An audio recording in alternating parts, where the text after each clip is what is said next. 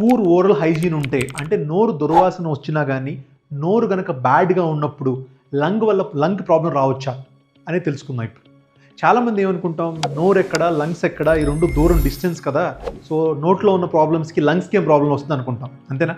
కానీ మీరు అనుకున్న దానికన్నా నోరు, మౌత్ అండ్ లంగ్స్ అని చాలా ఎక్కువ రిలేట్ అయి ఉంటాయండి.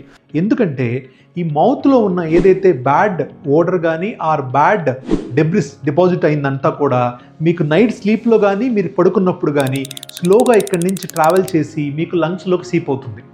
రొటీన్గా జరిగే ప్రక్రియ ఇది. సో దీనివల్ల ఏమవుతుంది, ఇక్కడున్న ఏదైతే బ్యాక్టీరియా ఉన్నాయో లంగ్స్లోకి వెళ్ళి మీకు న్యూమోనియా కాజ్ చేయడం అనేది చాలా ఈజీగా జరుగుతుంది.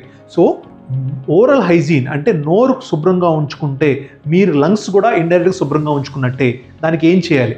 Brush teeth twice daily brush చేయాలి.